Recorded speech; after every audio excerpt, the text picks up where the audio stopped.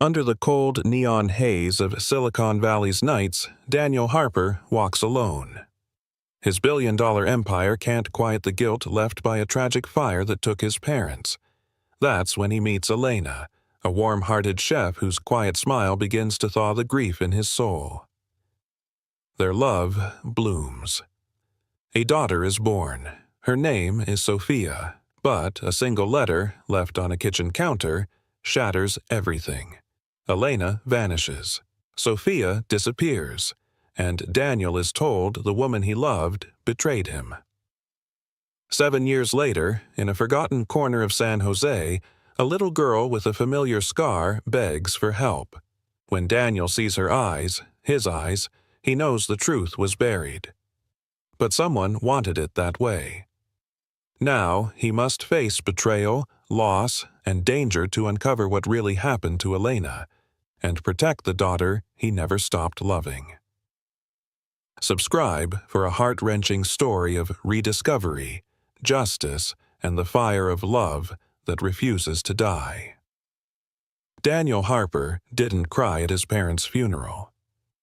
He had stood at the edge of the burial plot in Palo Alto, flanked by polished tech moguls in tailored suits and robotic sympathy, watching the coffins descend. It was the rain that broke him, not the soft drizzle, but the cold precision of it, tapping against the oak like binary code. There was no warmth in that cemetery, no embrace in the sterile condolences offered by board members who only showed up to maintain appearances. And when it was over, he returned not to comfort but to code, his parents' legacy now absorbed into quarterly earnings and market forecasts. That was 3 years ago. Now, the only light in Daniel's life came from flickering monitors and the low hum of his company's downtown San Jose offices. His penthouse above them was more server room than home.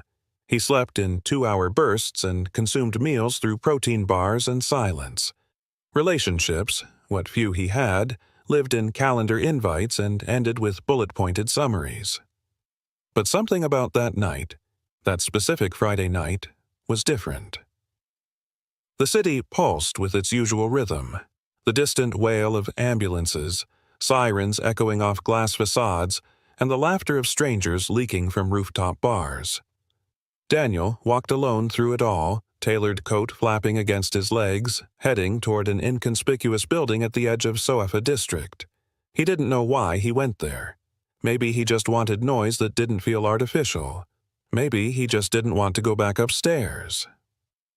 The place was called El Faro, an intimate Spanish fusion spot he technically owned, though he hadn't stepped inside in over a year. The host didn't recognize him, which was a relief. Daniel asked for a seat at the bar and ordered nothing. He just listened to the laughter, the sizzling of garlic and oil, the clang of plates, and the pulse of flamenco music whispering from hidden speakers. And then she appeared.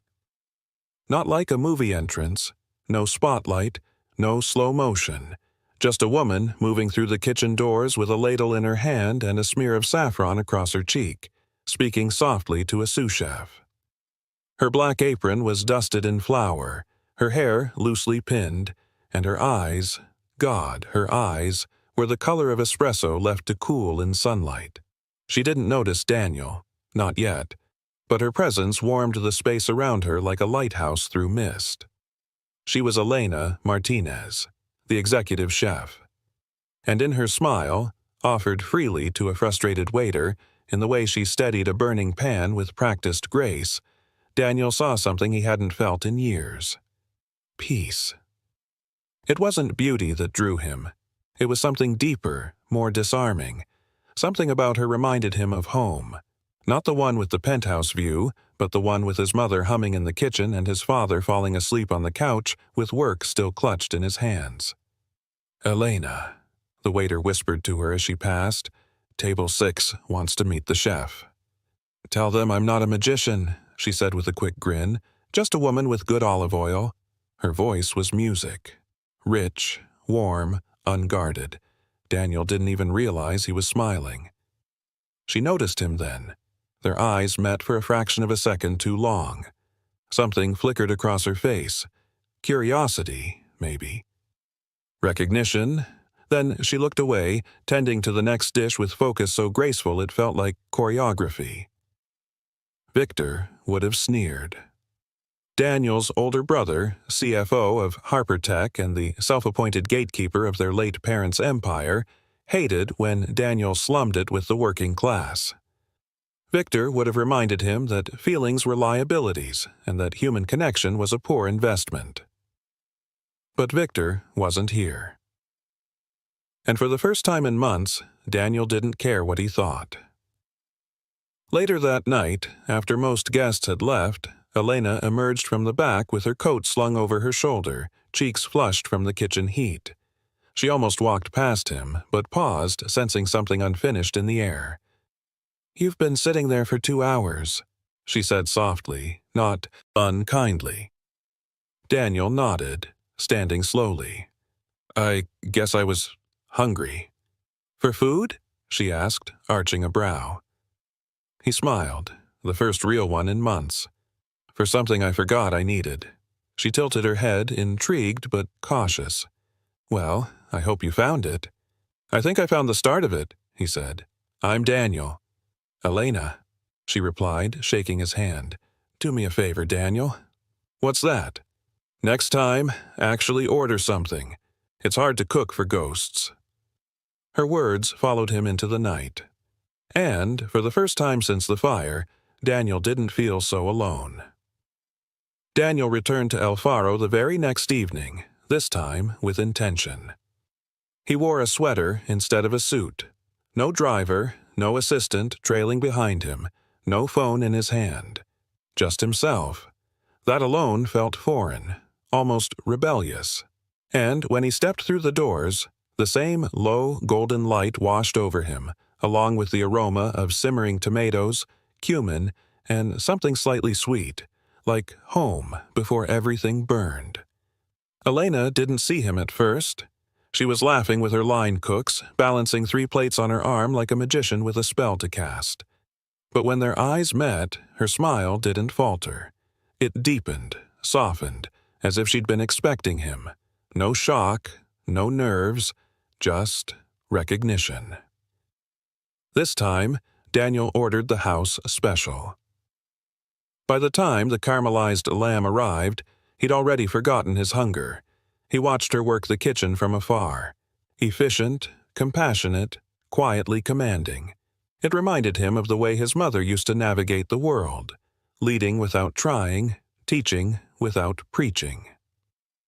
"Compliments of the chef," the waiter said, placing a small plate beside his entree. Seared scallops with a citrus glaze. Daniel looked up just as Elena stepped around the bar. "You didn't think I'd let you leave without tasting those, did you?" she teased, slipping into the seat beside him. He chuckled genuinely. "I wasn't planning to leave." A moment passed between them, not tense, not awkward, but charged, like 2 people who both knew there was more under the surface but were too respectful to dive in too fast. "So, Daniel," she said thoughtfully, her fingers tracing the rim of her water glass, "what do you really do?" He considered lying, not because he didn't trust her, but because he wanted to be known without the weight of his name, his legacy, the empire on his shoulders. "I build things," he said finally. "Like what?" "Tech platforms. Data structures. Smart city integrations." She gave him a playful smirk. "So, fancy Legos." That made him laugh. A full, unguarded sound. "Yeah, fancy Legos, with global investors and boardroom betrayals." Elena leaned in slightly. "Let me guess. You live in a penthouse, sleep 3 hours a night, and forgot how to boil an egg." "Boiling water is a stretch," he admitted with a smile. She studied him for a moment, then grew quiet. "My dad used to say the same thing," she murmured, "about building things. But he believed if you build too much outside yourself, eventually you forget what's inside." Daniel swallowed, something heavy catching in his throat. "I think I already did," he confessed quietly. Forget what's inside. They sat in that silence for a moment, the clatter of plates and distant music softening around them. Elena's voice was gentler when she spoke again. People don't walk into places like this twice in a row without a reason, Daniel. He looked at her, really looked, and replied, Sometimes the reason has brown eyes, flour on her cheek, and a way of making you feel seen without asking a single question. She blushed, but didn't look away. Flattery works better when it's not so obvious. I'll work on subtle, he said. They shared dessert, not on the menu, a warm, citrus tort she had made just to experiment. They talked about favorite books. He mentioned Siddhartha. She countered with like water for chocolate. He liked silence. She liked music. He hated cilantro. She said he was wrong, but forgivable. By the time the restaurant closed, the other staff had faded into the background. Elena walked him to the door, pulling her coat tighter around her shoulders. Thank you for tonight, she said. For the scallops? He teased. For not needing anything from me but the food. His smile faded a little, replaced by something more vulnerable. What if I wanted more? Elena paused. You don't even know me. I want to, he said simply. A long pause. Then she reached into her apron, pulled out a scrap of paper, and scribbled her number. I get off earlier on Sundays, she said softly, and my daughter's with her aunt that night. Daniel blinked. You have a daughter? Elena nodded. Sophia, 5, smart as hell, stubborn like her father. Daniel felt something shift in his chest. A wall he didn't know was still standing began to crumble. I'd like to meet her someday, he said. Someday, Elena repeated. When the timing's right. She opened the door. Cool air rushed in, but her warmth lingered. As Daniel walked into the neon-lit night, he glanced at the number in his hand.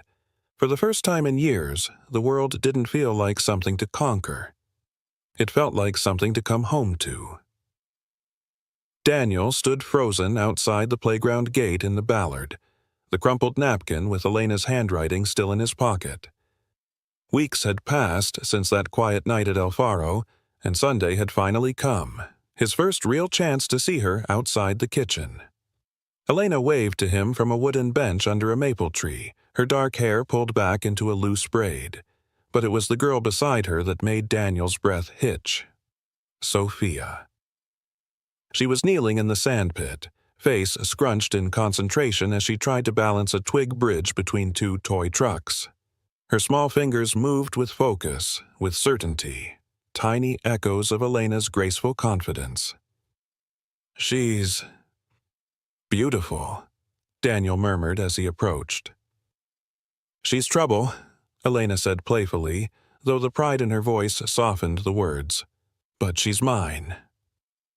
Sophia looked up. Her eyes, dark, clear, impossibly knowing, met his.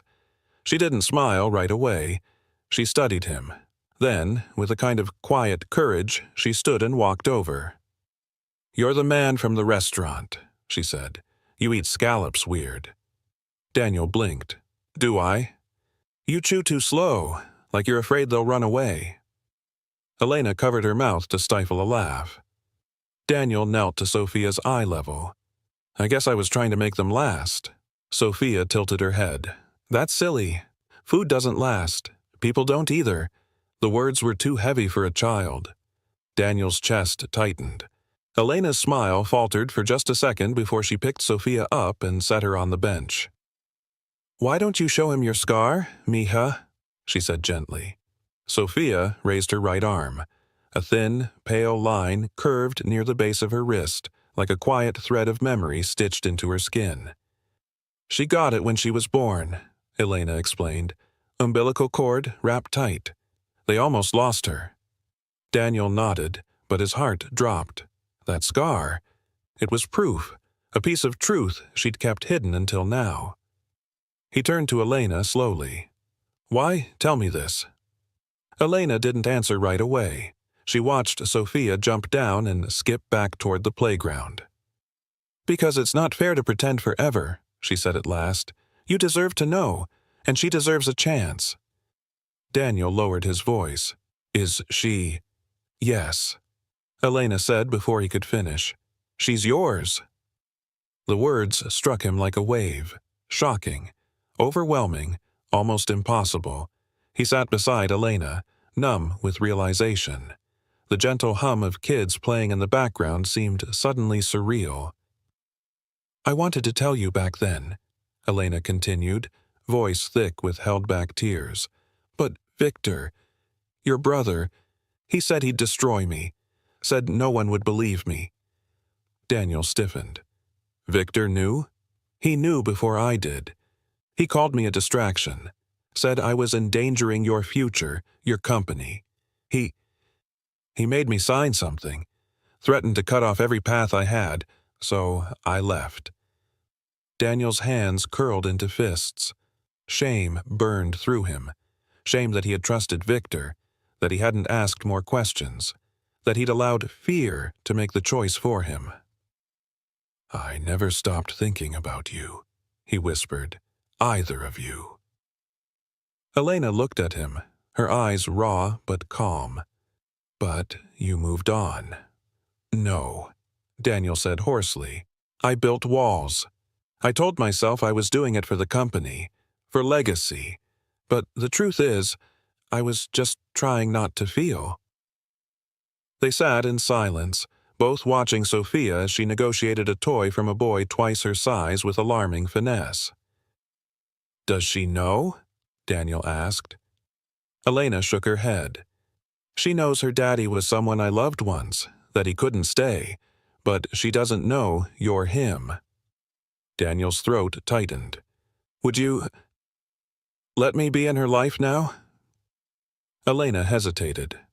That depends on whether you're staying for her, or running from something else.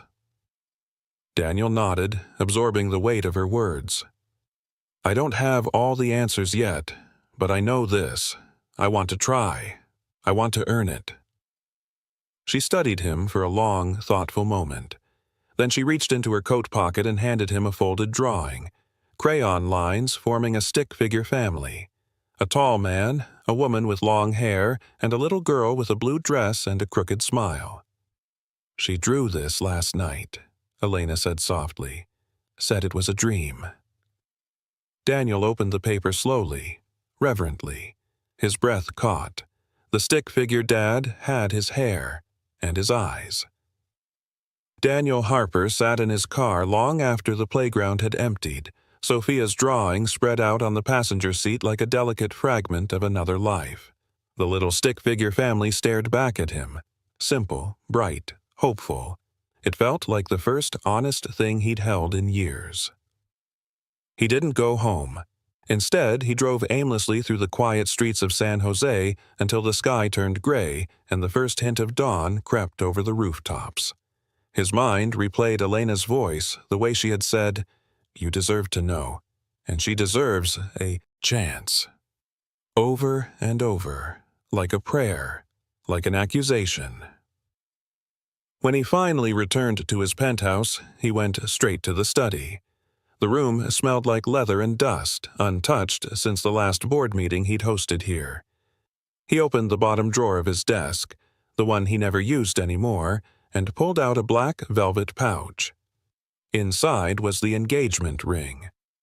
A cushion-cut diamond, framed in rose gold, custom designed with a setting inspired by the silhouette of the first flower Elena ever grew in the rooftop garden she once tended behind the restaurant. He'd planned everything. A proposal in Paris, a new life, a future. And then Victor had whispered in his ear, She's ambitious, Daniel.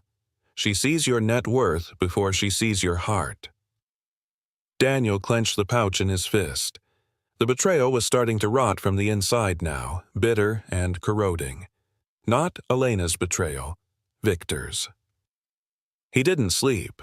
By 9 a.m., he was at the downtown branch of a private courier service, asking for archived delivery records from 7 years ago. Looking for anything in particular, sir? The clerk asked.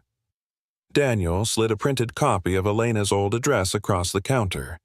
Any envelopes sent from that zip code?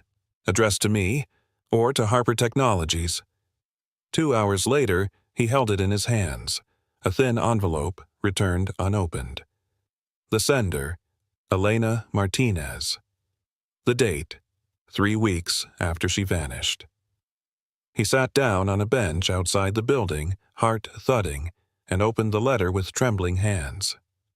Daniel, if you're reading this, it means you finally stopped letting other people speak for you. I wanted to tell you in person, but your brother made that impossible. He said if I contacted you again, I'd regret it, that he'd take everything from me. So I'm writing now because I need you to know the truth. You're going to be a father. Her name will be Sophia. I chose it because it means wisdom, and I hope she grows up with more than I had, more than I ever will. I'm not asking for anything. I just wanted you to know that she exists, that we loved each other once, and something beautiful came from that. Take care of yourself, Daniel. I won't write again. Elena. Daniel folded the letter slowly, reverently, like it was something sacred. His hands shook.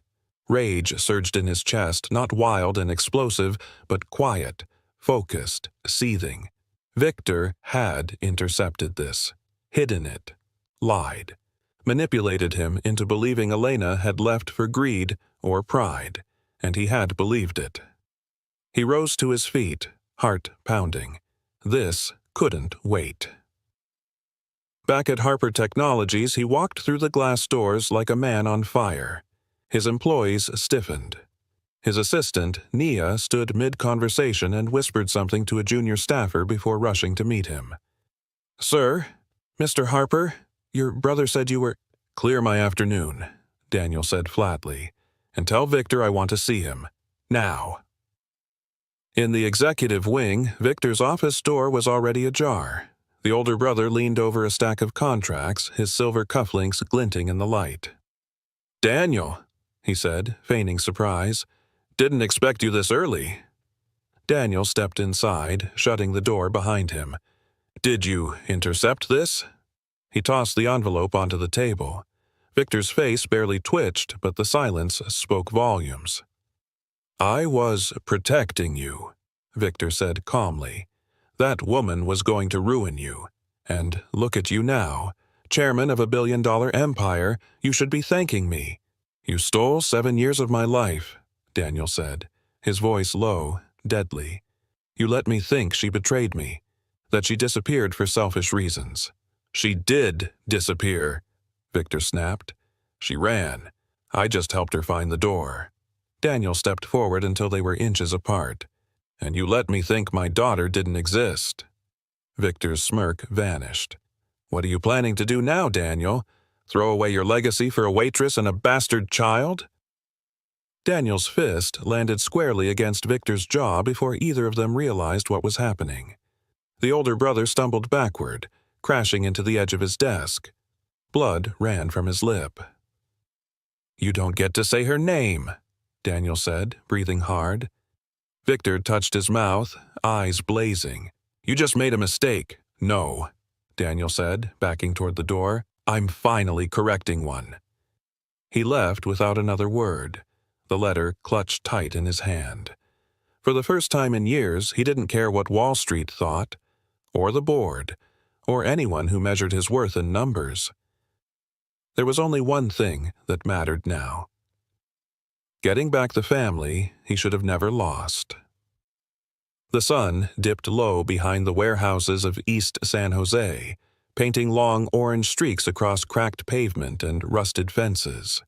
Daniel parked half a block away from the corner recycling lot, his pulse hammering in his ears. He wasn't here as a CEO today. He wasn't even sure he was here as a man with a plan. He was just a father, chasing a glimpse of something he'd never been given the chance to hold. Through the dusty windshield, he saw her, the little girl again, Sophia. She was crouched beside a shopping cart filled with flattened cardboard and plastic bottles, her hands stained with dirt, her jeans torn at one knee. A vendor, a heavy-set man with a clipboard and a permanent scowl, stood over her, gesturing impatiently. "I told you last time. You bring junk like that again, I dock your count." Sophia lowered her head, silently sorting through bottles, her small frame visibly shaking. Daniel's hands tightened on the steering wheel. The man reached down and yanked a bottle from the cart, flinging it to the ground. "Next time, don't waste my time." That was enough.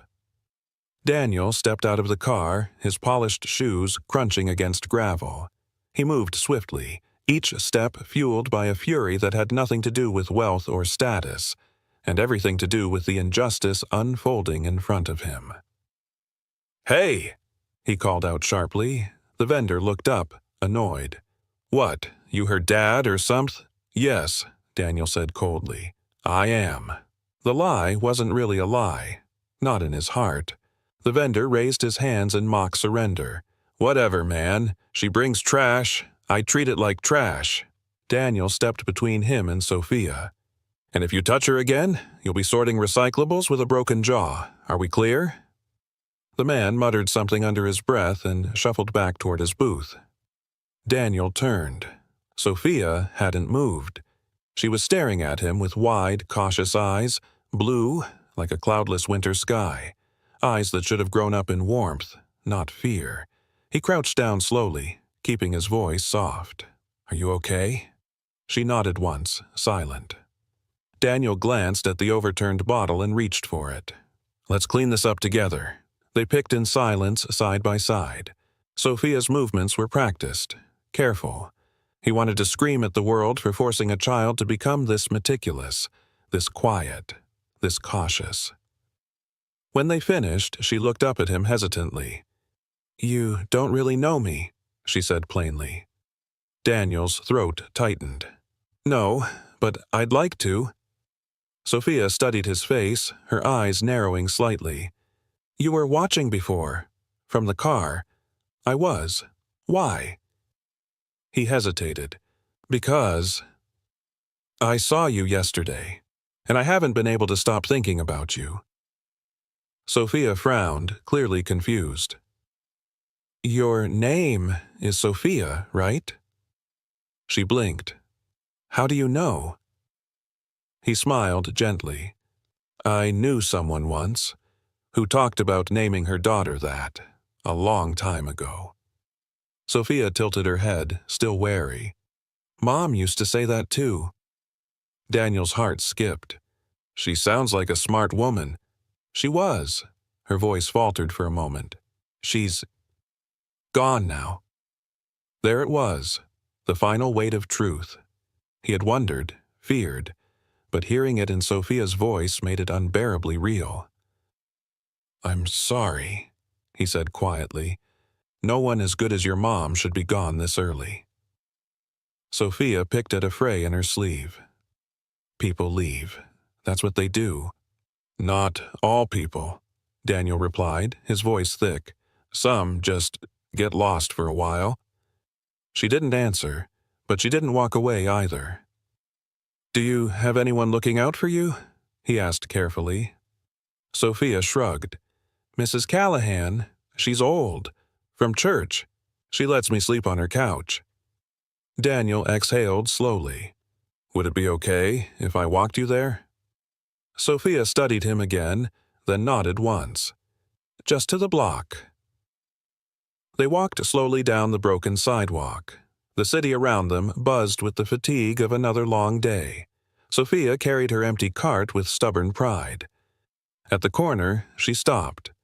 "You can't come past here. Mrs. Callahan gets scared of strangers." Daniel smiled sadly. "That's okay. I understand." She looked down, then back up. "Why are you really here?" He knelt, so their eyes were level. "Because I think I knew your mom," he said honestly, "and I think I've missed 7 years of your life, without even realizing it." Sophia blinked. "You sound like someone from the movies." "I used to act like someone from the movies," he admitted, "but I'm trying to be real now." A small smile touched her lips, brief, uncertain, but real. Then she reached into the cart and pulled out something. A tiny, worn toy, a wooden rabbit missing one ear. Mom said this was the first toy I ever held. Said it used to belong to someone important. Daniel's breath caught. He remembered it. It had sat on his childhood bookshelf for years before he gave it to Elena in a moment of quiet joy. A promise. A future. He swallowed. It did. It belonged to someone very important. Sophia handed it to him. You can borrow it. Daniel clutched the rabbit gently, nodding. Thank you. As she turned and walked down the block, Daniel stood there, frozen, breathless, shattered, and quietly reborn. He would never let her go again.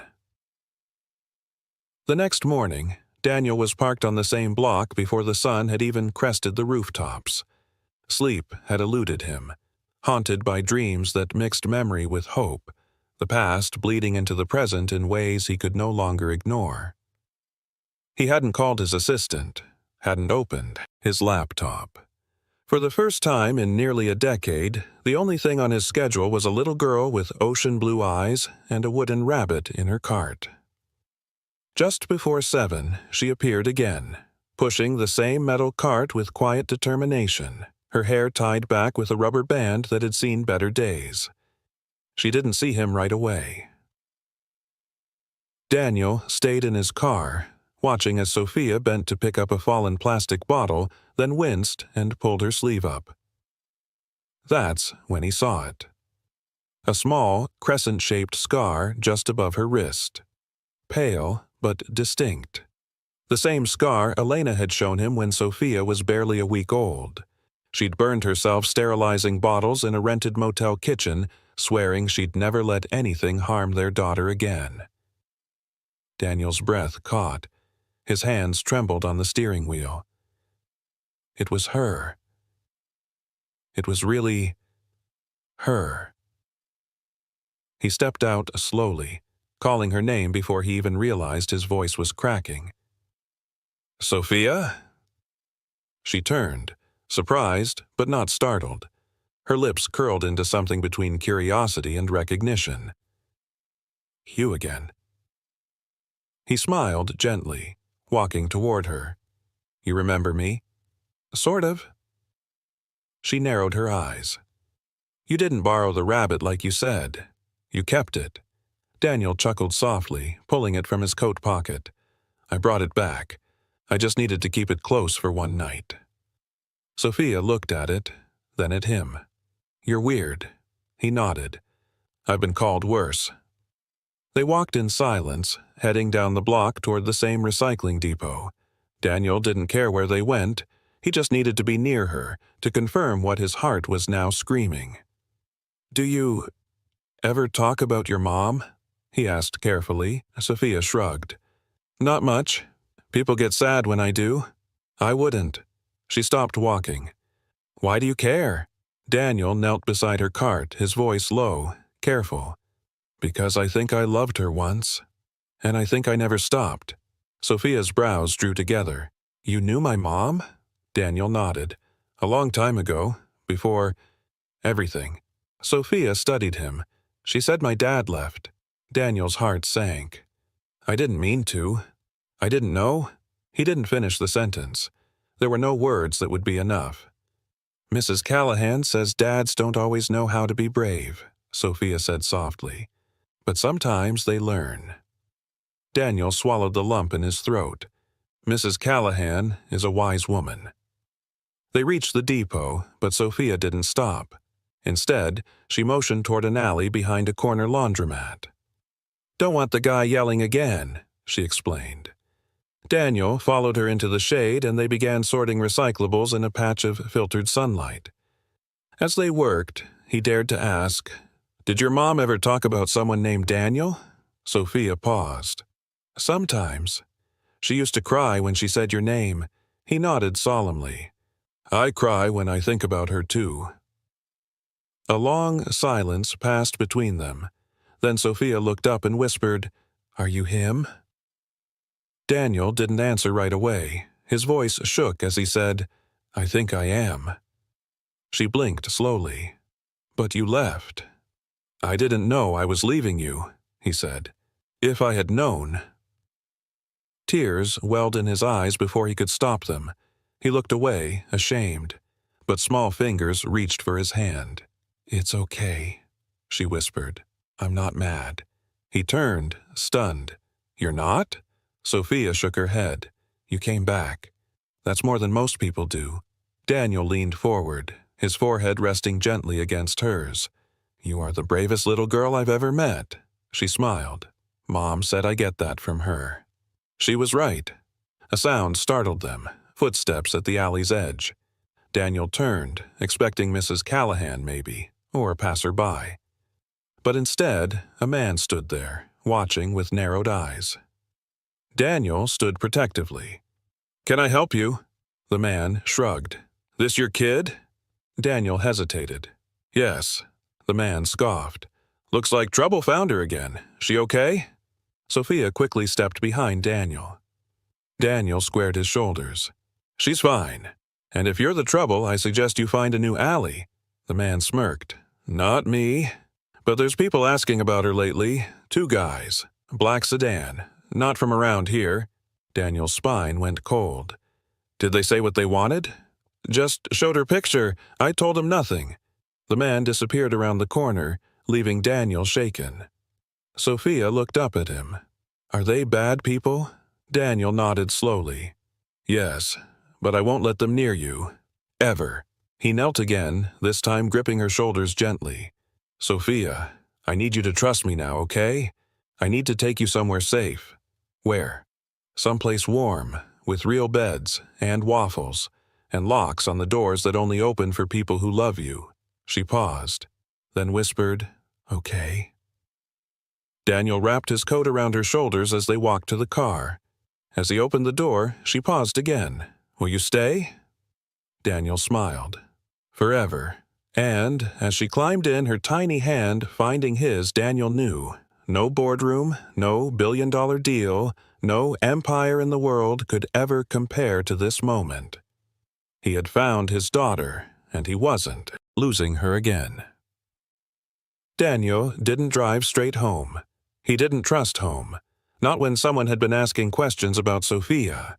Instead, he took her to a small, nondescript Airbnb on the outskirts of the city, one he used on rare weekends when he needed solitude, far from cameras and corporate fires. The moment they walked through the door, Sophia's eyes lit up at the smell of cinnamon and the crackling fireplace. She darted to the couch and hugged the throw blanket like it was a rare treasure. This is yours? She asked, voice hushed. Now it's yours too, Daniel said gently. She looked up, and for the first time, called him something he wasn't ready for. Dad? He froze. The word wrapped around his ribs like a vice. He nodded, voice thick. Yeah, sweetheart. Sophia gave a small smile, then wandered to the bookshelf, running her fingers across dusty titles. Daniel watched her, trying to memorize everything about her, every movement, every glance. Later, while she napped curled against a pillow, clutching the old wooden rabbit, Daniel stood by the window, phone pressed to his ear. Leo, I need you, he said urgently. Leo Rodriguez, the one journalist Daniel still trusted, was halfway across the country but answered on the first ring. What's going on? I found her, my daughter, and I think Elena was killed. Not by accident. I need everything you can find. There was a beat of silence. Then Leo said, I'm on the next flight. Daniel hung up and exhaled slowly. He hadn't cried in years. Not when the board ousted him. Not when the market turned on his company. But tonight, the weight of love and loss, of fatherhood and failure pressed against his chest like a flood. When Sophia woke, he made her pancakes, burnt a little but full of heart. She ate 3, drizzled syrup over the last like she was painting. Did Mom like pancakes? She asked. Daniel nodded. She made the best ones, with blueberries shaped like little hearts. She used to say... Sophia paused, thinking. She used to say you liked your coffee so black it could fight back. Daniel chuckled, his eyes wet. That sounds exactly like her. There was a knock at the door. Daniel tensed, moved Sophia behind him. He peeked out. Clara. He exhaled in relief and opened it.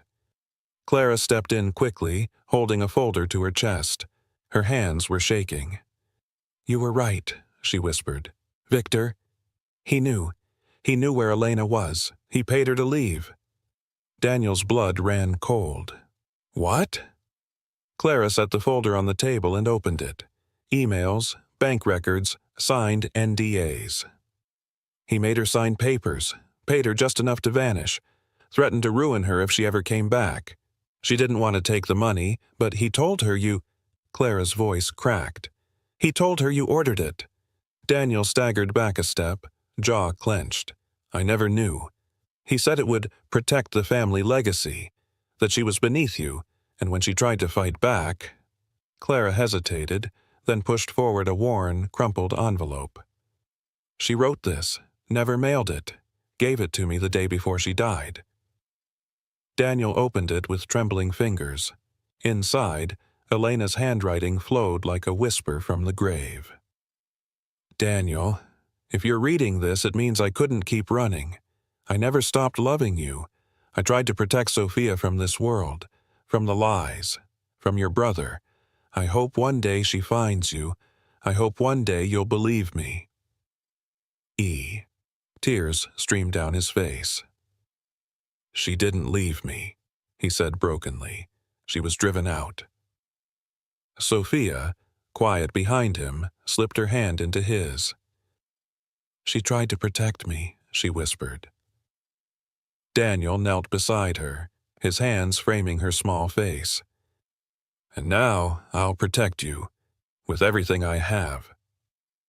The next morning, Daniel met with Leo in the back of a bakery in Capitol Hill. They spread the documents across a booth, steam rising from untouched coffee cups. She didn't just vanish, Leo murmured. She was silenced. Daniel nodded. And Victor, he's behind all of it. Leo leaned back. Are you ready for what this could mean? This isn't just a family secret. It's corporate conspiracy. Fraud. Maybe worse. I don't care, Daniel said. This time, I'm not backing down. As they left, Sophia's voice echoed in Daniel's memory. She used to say you liked your coffee so black it could fight back. He smiled bitterly.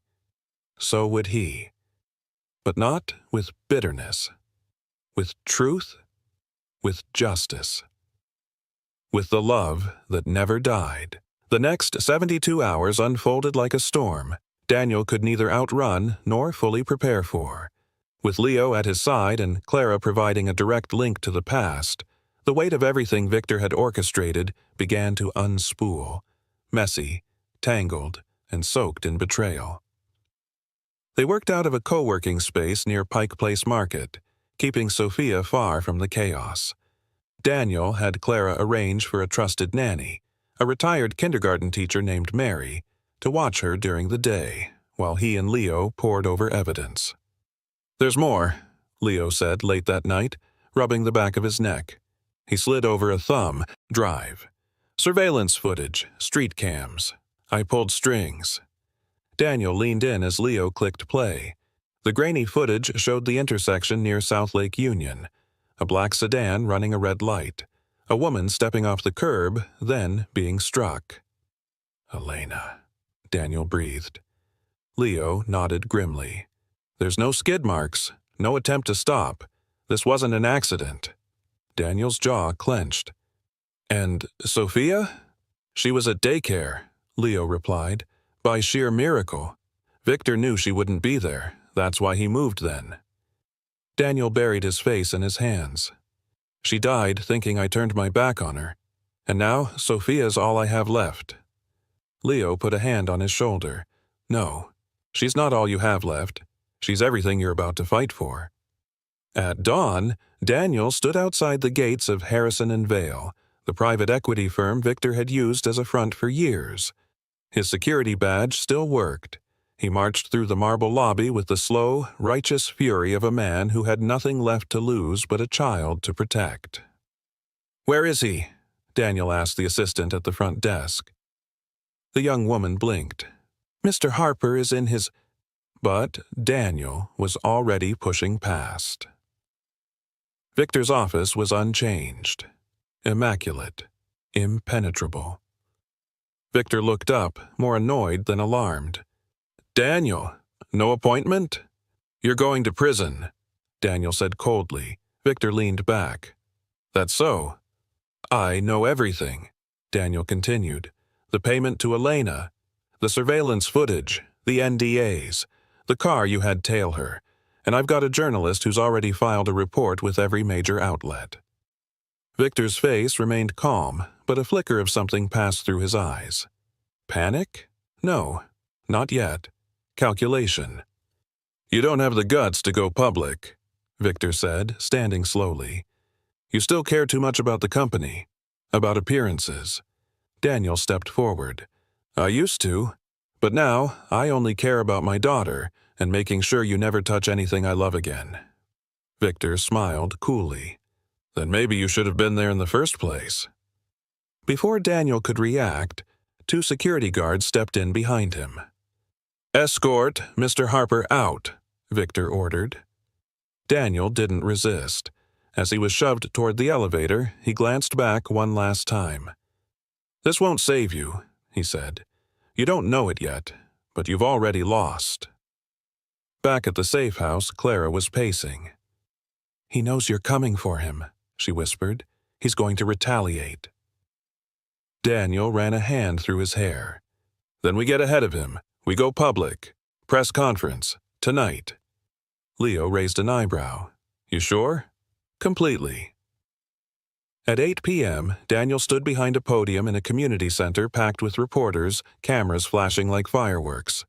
Leo stood off to the side, Clara beside him, visibly shaking, but resolute.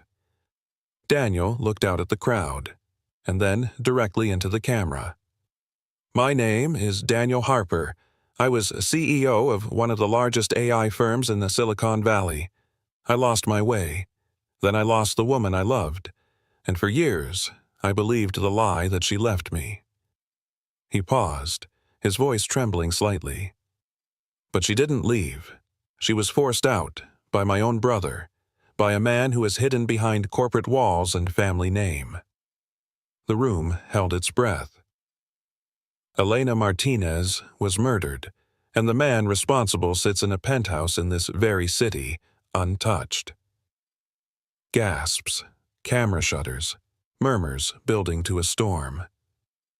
She left behind a daughter. My daughter, who spent the last 7 years believing her mother died because no one cared enough to protect her. He looked down, took a breath, and then back up. "But I'm here now, and I swear to you I won't stop until justice is done, for Elena, for Sophia, for every voice that was silenced." That night, Victor watched the broadcast from a luxury suite in Bellevue. His hands gripped the armrest, knuckles bone white. He dialed a number. "Take care of it," he barked. "Which part?" the voice asked. Victor's voice dropped to a growl. "The girl and the journalist." But someone else had been listening, Clara, who had anticipated this. Leo, who had encrypted everything and passed copies to 3 major networks.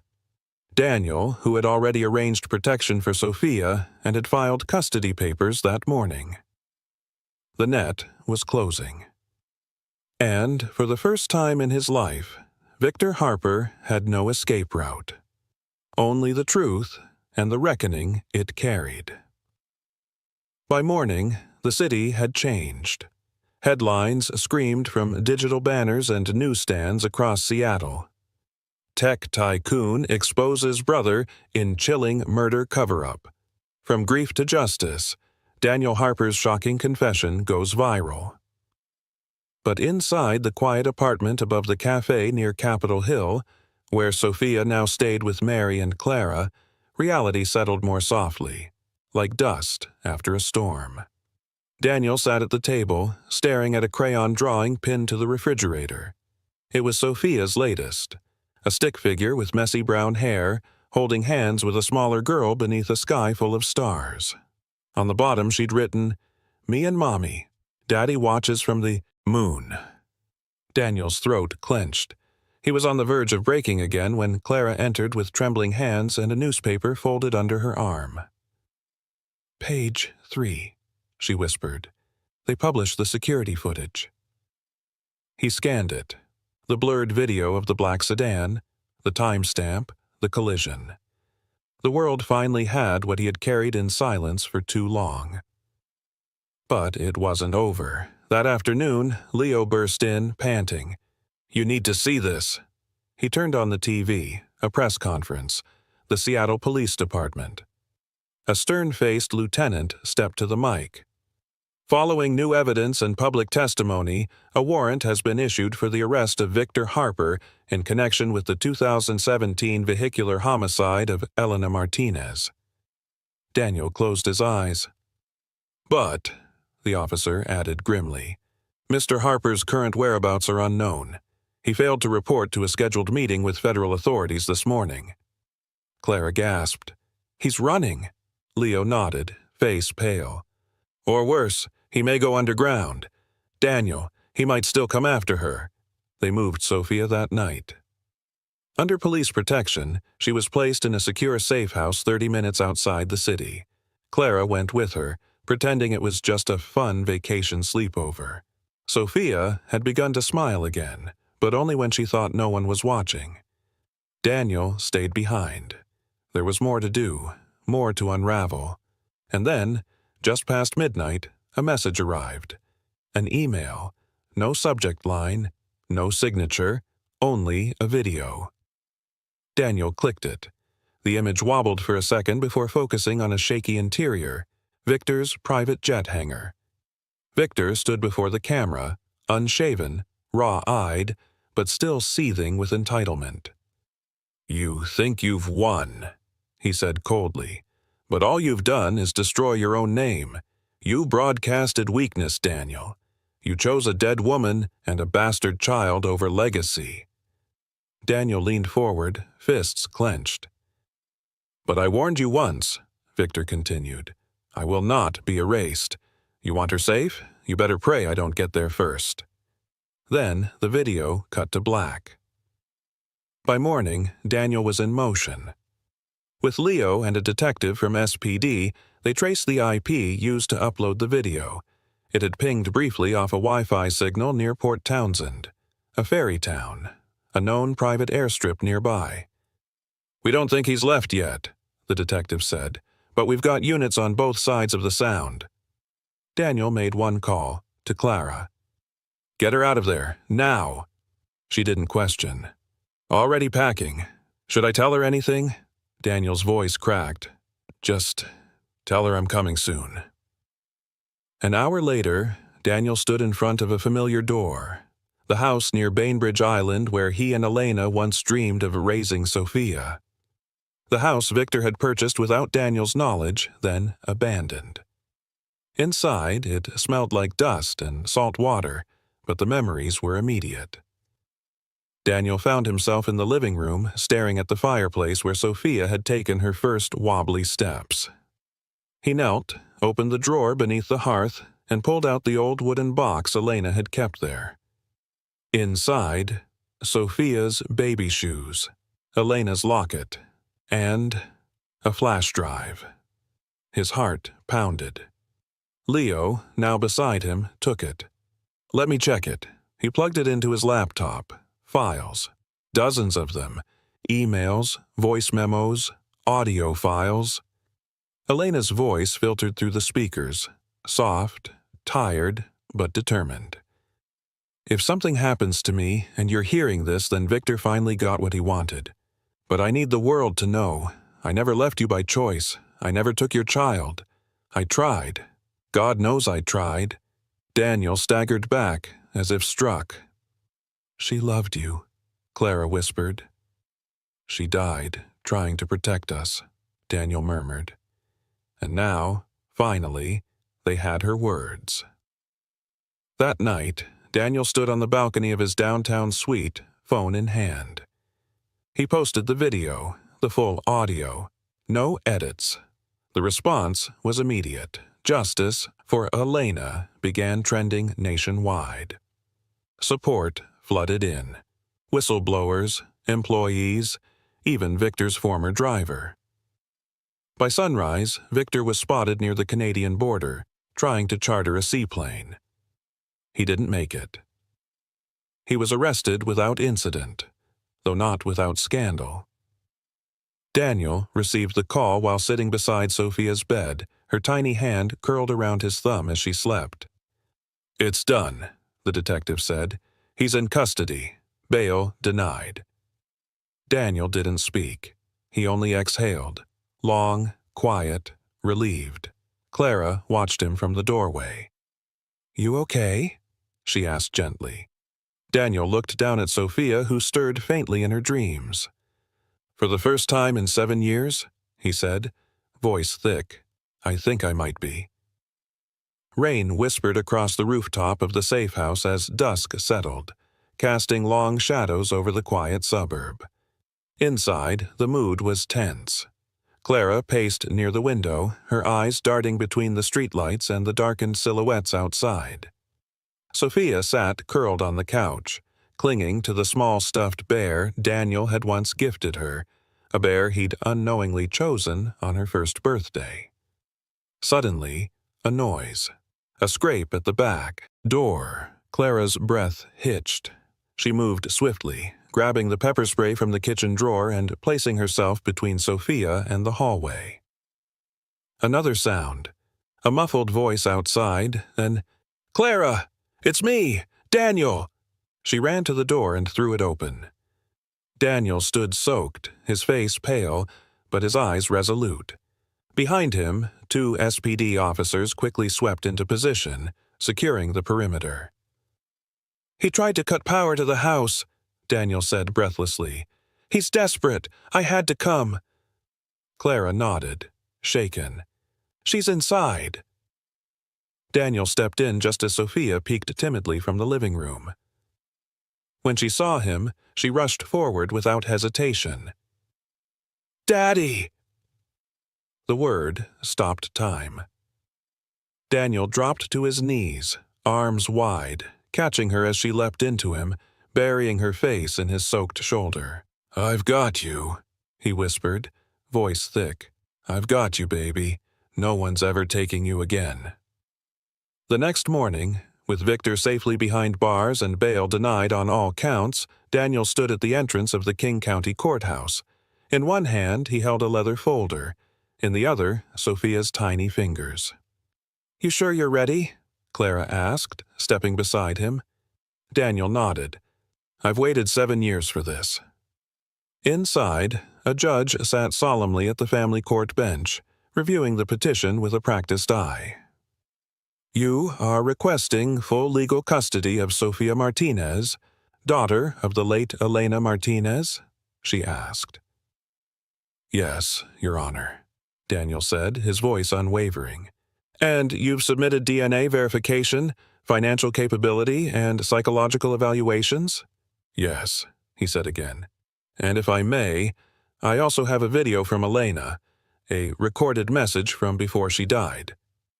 The courtroom quieted. The judge gestured. "Play it." Leo stepped forward and played the clip. Elena's image flickered to life on the screen. Her voice, trembling but clear, filled the room. "If Daniel Harper is watching this, I never stopped loving you, and I never wanted Sophia to grow up without you. If something's happened to me, please, fight for her.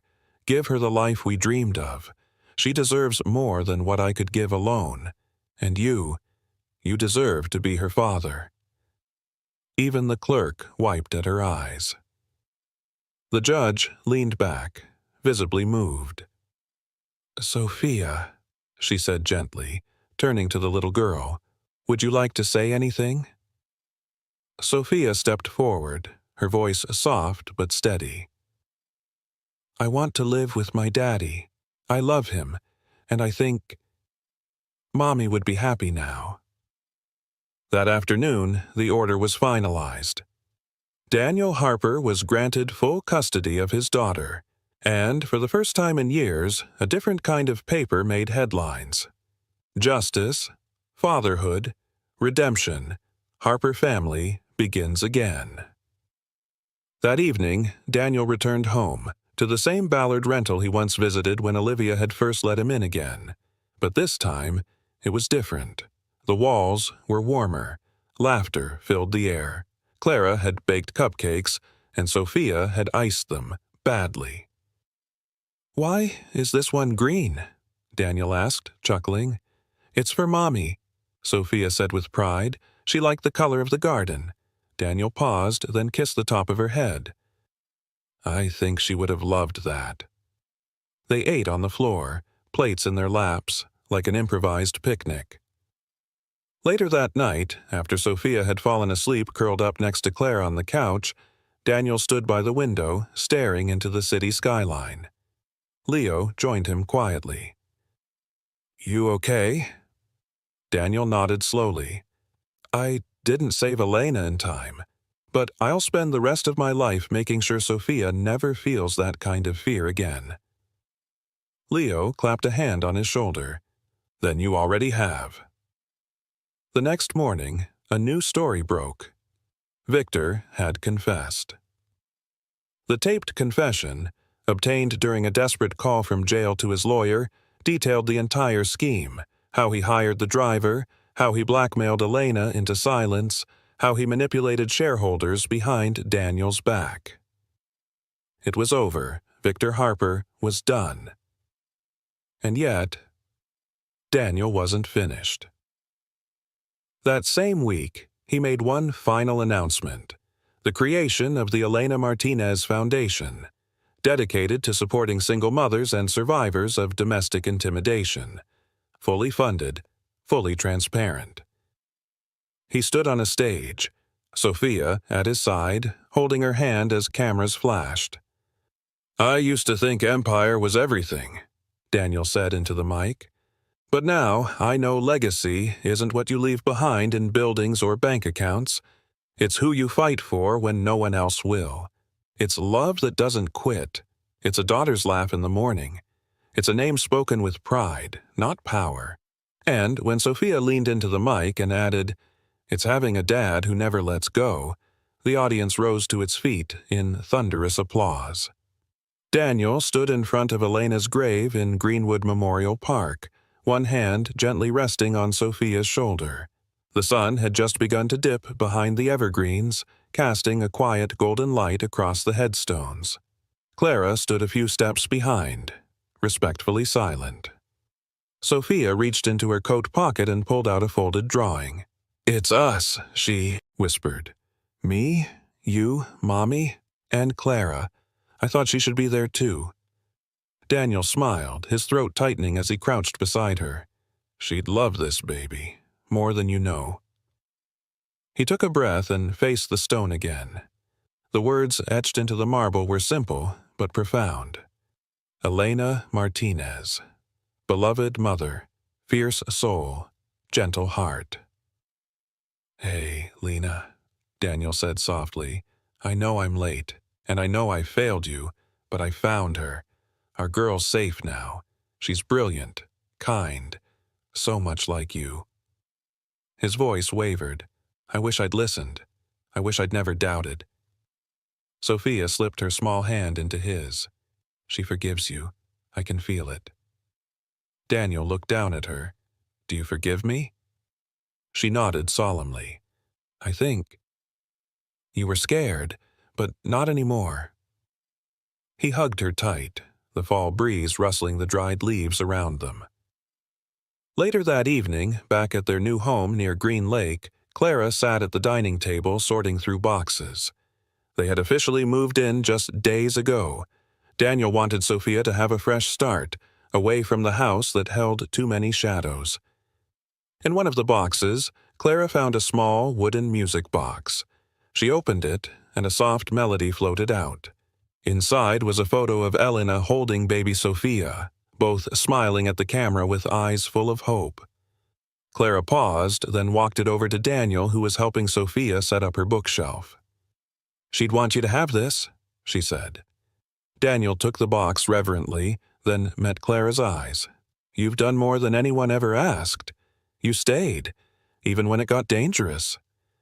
Clara looked away for a moment, then back at him. "You don't turn your back on people you love." He swallowed hard.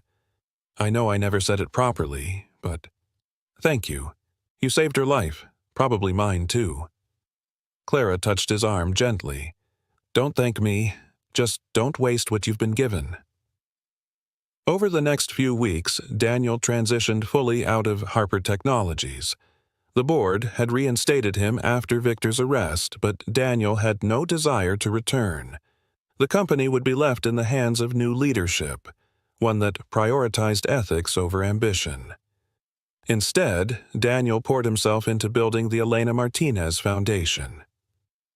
He hired women who had been silenced, single parents who had been overlooked, and staff who had once faced homelessness themselves. Every corner of the office bore Elena's spirit: art, warmth, open doors, and honest stories.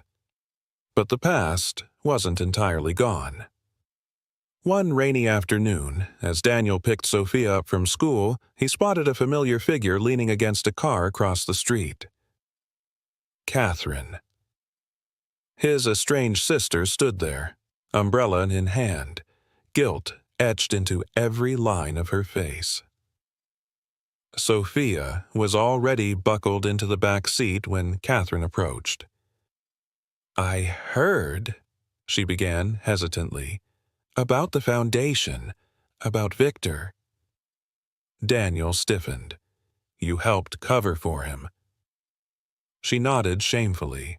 "I did, and I hate myself for it." He exhaled slowly. "You let a man threaten the mother of your niece.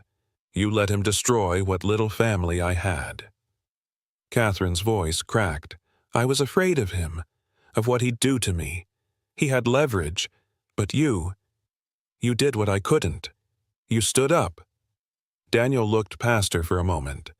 The rain tapping against the windshield felt louder than it should. "You're my sister, Catherine, but that doesn't excuse what you let happen." "I know," she said, tears building in her eyes. "I'm not asking for a second chance. Just maybe a way to make something right." He studied her for a long beat.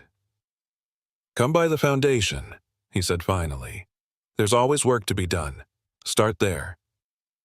She nodded, relieved. "Thank you."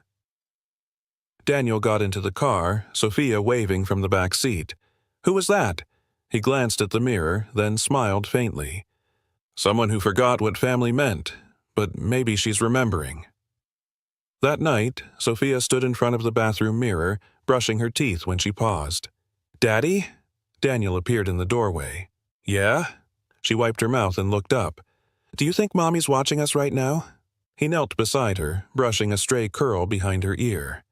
"I think she never stopped." Sophia smiled, sleepy. "Good. Then maybe she saw me be brave at school today." Daniel pulled her close. "She saw it, and she's so proud." As she drifted to sleep, curled beneath a quilt Elena had sewn before her birth, Daniel stepped into the living room, sat down beside the music box, and let the tune play. The ghosts were still there, but so was the light. And tomorrow, they'd keep building, brick by brick, smile by smile, a life Elena would have been proud of. The soft sounds of children's laughter echoed through the wide, sunlit halls of the newly opened Elena Martinez Learning Center, the first initiative under the Elena Foundation's umbrella. Daniel stood by the glass wall of the main atrium, watching Sophia guide a younger girl through an interactive music display that lit up with every note. She was glowing, confident, vibrant, entirely at peace. Clara approached quietly, at a clipboard in hand. "The press will be here in 10. You sure you want to speak today?" Daniel turned to her, his voice warm. "I need to, for her, and for all the voices we silenced while chasing numbers." He adjusted his cuff, the bracelet Sophia had braided for him still looped proudly around his wrist. An hour later, Daniel stood at the podium. The room was full. Investors, former employees, educators, and families touched by the foundation's outreach. But as he looked into the crowd, he didn't see titles. He saw second chances, survivors, and stories unfinished. He took a slow breath. When I started my first company, I believed success meant power, influence, prestige.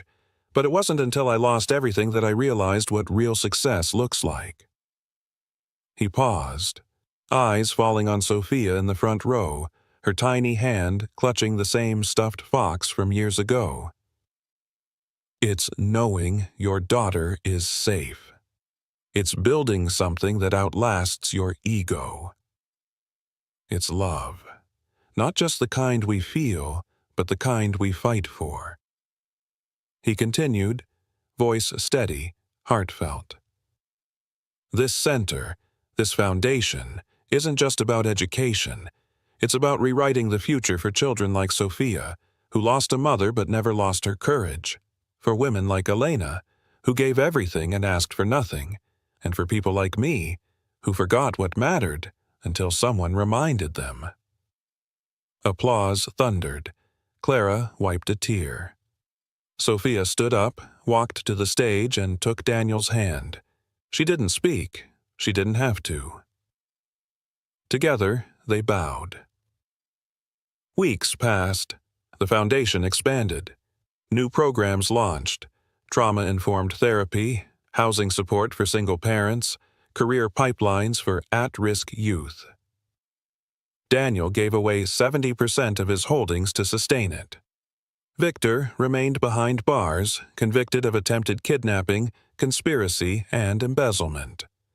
Catherine, now volunteering at a transitional shelter, began slowly reconciling with her brother, under no illusions, but with mutual accountability. But it was the quiet moments that meant the most. Like Saturday mornings, when Daniel and Sophia would bike down to Pike Place Market, sipping cocoa and counting how many dogs they could spot. Or when Daniel helped her rehearse for the school play. Sophia had insisted on being the narrator because they hold the whole story together. One rainy evening, Sophia crawled into Daniel's bed with her pillow and whispered, "I had a dream. Mommy was watching us again. She said she's proud of you." Daniel choked on a breath, then wrapped his arms around her. "She told me the same thing." On the first anniversary of Elena's death, Daniel and Sophia returned to her grave. The trees rustled gently overhead. They brought lilies, her favorite. Sophia placed a photo between the flowers. "That's us," she said. "Me, Daddy, Clara, and Mommy in the stars." Daniel ran his fingers along the edge of the stone. "Thank you for everything," he murmured. As they walked away, the sky cleared, the sun breaking through in a single, quiet beam. Back at home, Daniel sat at his desk drafting a letter to be opened on Sophia's 18th birthday. His pen hovered as he searched for the words. "My dearest Sophia, if you're reading this, it means you've grown into everything your mother dreamed of, and more. You once asked me what love meant. I didn't have the words then. But now I do. Love is showing up, even when it's hard. Especially when it's hard. Love is saying you're sorry and meaning it. Love is protecting what matters, not just with your hands, but with your life. You are my greatest lesson, my greatest gift, and my greatest hope. Never stop building the light." With all my heart, Dad, he folded the letter, sealed it, and placed it in a drawer beside Elena's music box. That night, Sophia stood at the living room window, watching fireflies dance across the garden. "Daddy?" she called. "Yeah, Pumpkin? Do you think we're happy now?" Daniel crossed the room, pulled her into his arms, and looked out with her. "We're not just happy," he said gently. "We're whole." And as the night wrapped itself around them like a warm, unbroken promise, the ghosts of what was faded quietly into the soft, glowing future of what would forever be.